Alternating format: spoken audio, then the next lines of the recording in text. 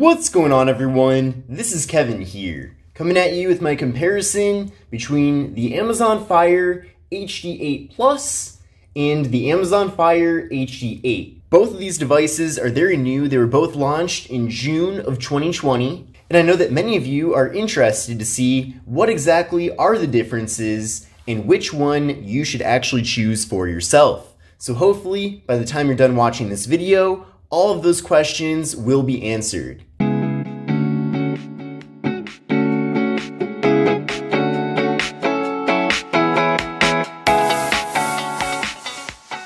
Let's first start off with the price. Now, prices are always going to change, so definitely take a look at the links in the video description to see the most up-to-date pricing. But at least at launch, the Fire HD8 Plus is being offered at $109.99, and the Fire HD8 is being offered at $89.99. So it is an extra $20 to buy the Fire HD8 Plus compared to the Fire HD8. Now those are the prices for the special offers variant of both tablets. So essentially you're getting ads whenever you go to the lock screen here. So those change all the time. Personally, I don't mind them. It doesn't really distract the experience at all. But if you do want to get those removed, you do have to pay an extra $15. You can either do that at checkout or after the fact. So I definitely recommend just getting the special offer variants of the tablets, save your 15 bucks, and if the lock screen ads do annoy you for some reason, then you can always spend the $15 to get them taken away. Now both tablets feature the same 8-inch display. Both displays are 1280 by 800, so a little bit better than 720p, and they both feature a PPI of 189. Both devices also have a 2-megapixel front-facing camera located on the left side of the device. Now you can, of course, use the device in landscape mode for either of the two, so that makes a bit more sense with the front-facing camera being located on the side. Both tablets also have a 2-megapixel camera on the back, and the storage configurations are exactly the same with both tablets as well. You can choose to get either the 32GB variant, which is what both of these are, or you can spend an extra $30 with either tablet and get 64 gigs. But the other awesome thing is that both tablets support microSD card expansion, so you can buy a microSD card, put it in either of these two tablets, and expand the storage that way. So I personally recommend doing that instead of spending the extra 32 bucks for the 64 gig model, but I still feel like you'll be getting a good value either way, so it's really up to you. Now here's a big difference. With the Fire HD8 Plus, you are getting wireless charging, and with the Fire HD8, you are not. Now the main reason why the Fire HD8 Plus has wireless charging is because you can also buy the dock, which is a wireless charging dock.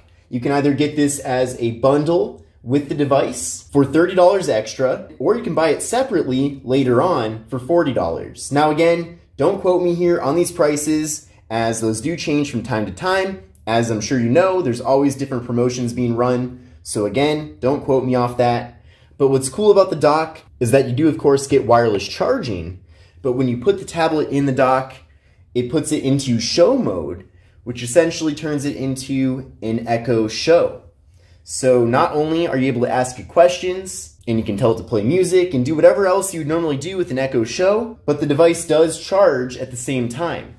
So it's really cool because you can take it off the charger to use it, and then when you're done, you just put it back at its home, and then there you go, it's like you get a free Echo Show out of it. Now I have a dedicated review of this stand here, of this dock, so definitely check that out. That'll answer a lot more questions that you might have, but I definitely had to point that out there. Now you can also put the tablet in the dock vertically, and it will charge as well, but you're not going to be able to do show mode. But if you want to use the tablet while it's docked, then you do have the ability to do that as well. So in general, if you do end up getting the Plus, I would spend the extra money to get the dock, because getting the Plus without getting the dock as well is kind of pointless in my opinion. Now I had someone comment on my Fire HD8 Plus review saying that they're under the impression that the only way to charge this tablet is with this dock. And no, that is not the case. We have a USB-C port on the tablet, so if you don't buy the dock, you can still charge it exactly the same way as you would with the regular Fire HD8. Another thing I want to mention too is that technically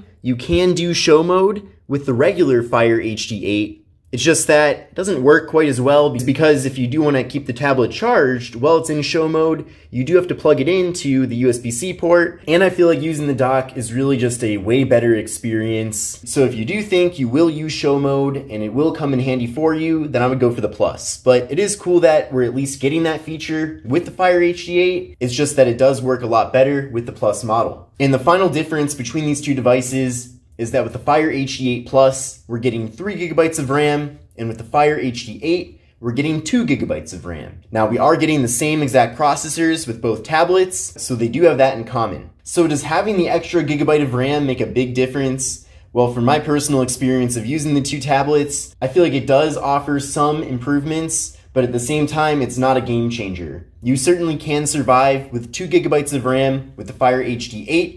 It's not like the performance is dramatically better with the Plus compared to the HD8, but it is slightly better. I mean, I certainly have no issues with getting an extra gigabyte of RAM, so that is nice. The good news, though, is that both of these tablets with the MediaTek MT8168 processor are 30% faster than the predecessor. So they're 30% faster than the Fire HD8 9th generation, because these are both considered the 10th generation. So that's really awesome that we are getting a more powerful processor with both of these devices compared to the older model. But beyond that, I mean, I could show you, other angles of the devices, but there's really nothing else different. I mean, the ports are exactly the same. They both have USB-C, which is awesome. They're both available in a variety of different colors. Now, take a look at the links in the video description to see those colors and see what's available at the time of you watching this video. But really, the two benefits with the Fire HD8 Plus is that you're getting wireless charging, which gives you compatibility with the dock that you do have to pay extra for, and you're getting that extra gigabyte of RAM. But beyond that,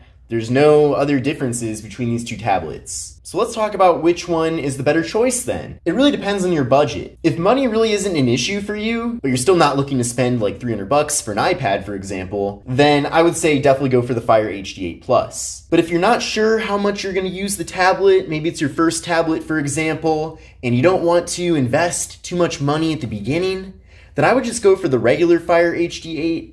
You'll be perfectly happy with it, and it will get the job done. And yes, you can use it with show mode, but like I said, it's not really as practical because the dock really does make show mode way more practical with the Fire HD8 Plus. But again, if you're not sure how much you're actually going to be using the tablet, whether it's the Plus or the regular, then I would just go for the regular. But maybe you have an older Fire HD8, maybe you have like an earlier generation, and you want to get something with USB-C, for example, you want to get something that's a little bit faster, and then you also want that show mode experience, then I would go ahead and pay the extra money and get the Fire HD8 Plus instead. Now, me personally, I do fall in the boat of getting the Plus. I am someone that uses a variety of different products and services within the Amazon ecosystem, and I personally have an Echo Show, but it's on my desk. So I'm looking forward to putting the dock in my kitchen, and I'll put the tablet on the dock. So it's almost like I get another Echo Show to put in my kitchen, but at the same time, I can pick this tablet up off the dock at any time and then use it as a tablet. But the good news though is that both of these tablets are very affordable. It's not like the Fire HD8 Plus is way more expensive than the Fire HD8. And who knows, maybe they'll be running promotions in the future where both tablets are even cheaper. I know that when I first heard about the Fire HD8 Plus being announced, I was a little bit more excited than I am now, because typically when a device has Plus in the name, that might mean that you're getting like a better quality display or a better processor or dramatically more improvements.